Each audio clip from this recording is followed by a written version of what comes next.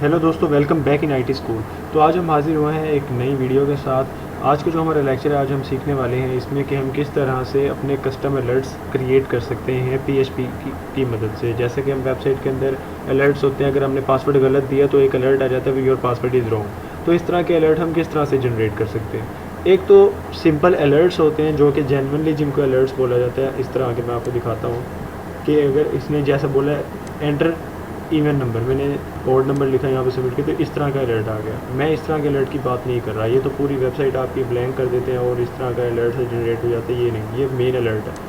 मैं चाहता हूँ कि मैं इस तरह का अलर्ट जनरेट करूँ। अगर मैंने यहाँ पे 3 लिखा है और मैं सबमिट करूँ तो यार दिस नंबर इज़ ओड, 2 लिखो तो यार दिस नंबर इज़ इवन। जैसा कि यहाँ पे नहीं है, यहाँ करके अगर मैं इवन लिखता हूँ तो पूरा एक अलर्ट आता है, local host says this number is even. मैं आपको सिखाने वाला हूँ कि हम किस तरह से इस जैसे जो है जनरेट कर सकते हैं अलर्ट, और किस तरह से हम खूबसूरत अलर्ट जनरेट कर सकते हैं अपनी मर्ज़ी से। जहाँ कहीं भी इनको शिफ्ट करना चाहें वहाँ पे हम कर सकते हैं inside the website. Inside the website कि हम वेबसाइट के अंदर रहकर, वेब पेज के अंदर रहकर अलर्ट को कॉल करवाएं, ना कि ये ऊपर टास्क बार से आए। जैसे कि ये ऊपर से आया, यहाँ पे लिखा हुआ दिस नंबर इज़ इवन, तो इस तरह का हमें अलर्ट नहीं चाहिए। हमें इस तरह का अलर्ट चाहिए कि हम जब छोटे ऑपरेशन जिस तरह होते हैं कि योर पासवर्ड इज़ रॉन्ग, ये लिखना हो तो ये इस तरह का अलर्ट ना जनरेट हो जैसे कि यहाँ होता है। यहाँ पे ऐसा अलर्ट जनरेट हो जाए अगर आपका फॉर्म साइन अप हो जाता है तो यहाँ पे अलर्ट जनरेट हो your form is your sign up is successful. तो यहाँ पे इस तरह के बड़े जो जिस तरह के बड़े अलर्ट्स होते हैं वो यहाँ पे आने चाहिए। हमें छोटे अलर्ट्स के लिए पीएचपी की मदद से ऐसे अलर्ट्स क्रिएट करने चाहिए। और हम किस तरह से करते हैं आइए चलते हैं इस वीडियो में। तो अपने प्रैक्टिस सेशन की तरफ चलते हैं जो कि विजुअल स्टूडियो कोड की मदद से हम करने वाले हैं। तो जैसा कि हम लोग अपने प्रैक्टिस सेशन की तरफ आ चुके हैं तो हम control plus new file create कर लेते हैं। सिलेक्ट अ लैंग्वेज, सबसे पहले हम इसे HTML लैंग्वेज पे सिलेक्ट करते हैं।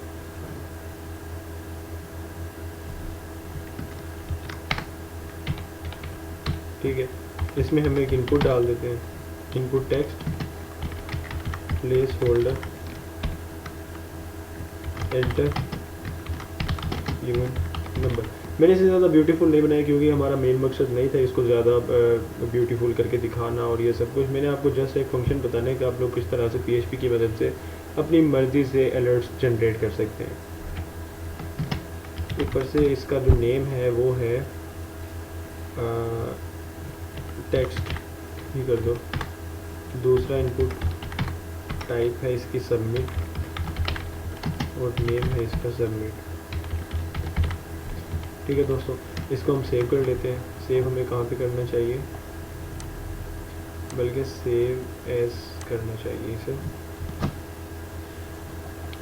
सी जैम htdocs पैक एंड यहाँ पे कर देते हैं प्रैक्टिस 1 सेव। मैं सेव कर चुका हूँ और ये सॉरी मैं इसे HTML में सेव कर चुका हूँ, इसको मुझे PHP में सेव करना चाहिए। अब ये सेव हो चुके हैं। अब इसके अंदर हम यूज़ करते हैं PHP। तो PHP हम कैसे यूज़ करेंगे, इसमें फ़र्स्ट ऑफ ऑल हम कर देंगे इफ़ इस सेट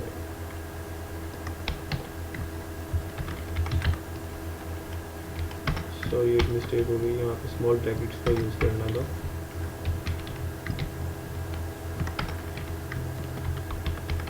पोस्ट सबमिट,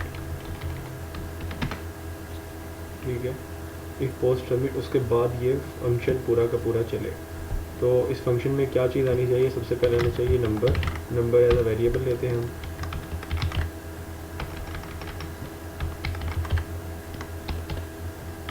यहाँ पे इसका मैंने नेम लिखा है, इसका नेम टेक्स्ट, तो यहाँ मैंने टेक्स्ट लिख दिया। और इसके बाद हम अब फंक्शन जो है वो लिखेंगे, यहाँ पे लिखेंगे हम एक डॉलर नंबर, यानी कि ये वाला जो वेरिएबल है is divided by and equal to 0। अगर हम इसे 2 से डिवाइड करें और उसके आगे जो है पॉइंट के बाद वैल्यू ना आए, यानी कि इसकी जो इंटीजर में वैल्यू आनी चाहिए, फ्लोट में अगर आई तो ये ऑड नंबर ही होगा जब 2 से हम डिवाइड करेंगे। जिस भी नंबर को 2 से डिवाइड करो उसका अगर इंटीजर में आंसर आता है यानी कि पॉइंट की वैल्यू नहीं होती तो वो इवन होता है, अदरवाइज ऑड होता है। तो इससे कंप्यूटर को समझ आ जाती है बात की। ठीक है दोस्तों, और यहाँ से हम लोग स्टार्ट करेंगे लिखना कि अगर ये 2 से डिवाइड और 0 हो जाए, इसका जो पॉइंट के बाद वाली वैल्यू है वो कुछ भी ना हो वहाँ पे, तो अलर्ट हो जाए, अलर्ट जनरेट हो जाए। उसका नाम मैं लिख देता हूँ alert1 इज इक्वल टू, अब मैं यहाँ पे लिख देता हूँ, पहले इसे मैं क्लास दूंगा पी क्लास alert1। ठीक है,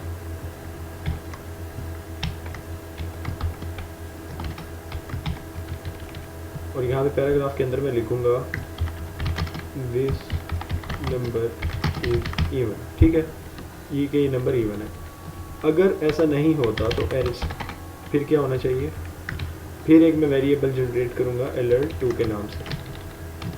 यहाँ पे मैं लिख देता हूँ alert2 and this number is odd, और इसकी क्लास भी है alert2 के नेम से। इसका मैं स्टाइल टैग्स दे देता हूँ थोड़ा सा।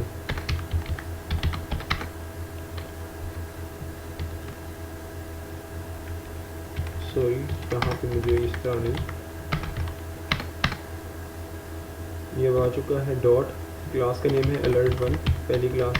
इसका कलर हम कर देते हैं ग्रीन एंड फॉन्ट फैमिली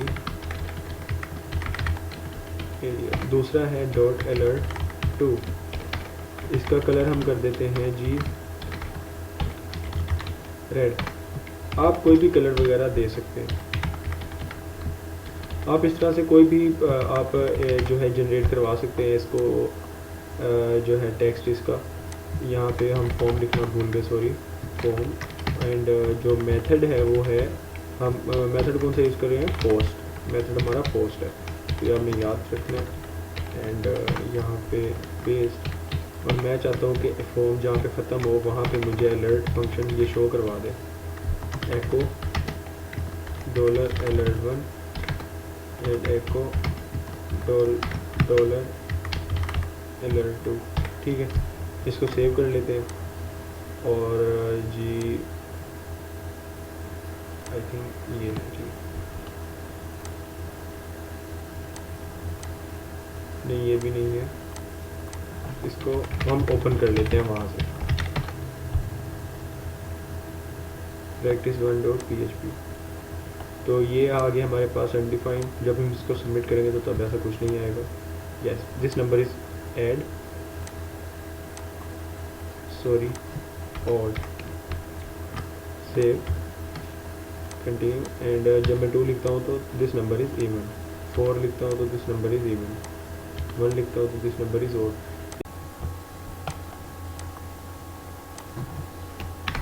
तो हम इसको ख़त्म कैसे करेंगे, एरर रिपोर्टिंग 0 से। एरर रिपोर्टिंग 0 कर देंगे तो ये ख़त्म हो जाएगा।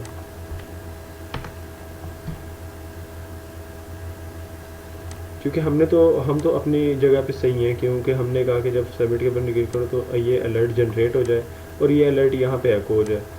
लेकिन वो जो प्रोग्राम है उसको समझ नहीं आ रही कि ये alert1 आखिर क्यों लिखा हुआ है। क्यों? क्योंकि वो जब वो रीड करता है तो वो इसको रीड नहीं करता है, इसके अंदर वाले हिस्से को। क्यों? क्योंकि जब वो देखता है कि इफ़ सेट पोस्ट सबमिट, यानी कि जब ये सबमिट के बटन पे मैं क्लिक करूँ उसके बाद ही ये प्रोग्राम रीड होगा, अदरवाइज़ नहीं होगा। जब मैं सबमिट के बटन पे क्लिक करता हूँ तब तक दोबारा पेज रिफ़्रेश होता है, मतलब कि वो हमें आउटपुट दे के दोबारा से उसी जगह पे आके रुक जाता है। तो इस वजह से जो है ये नहीं हो सकता।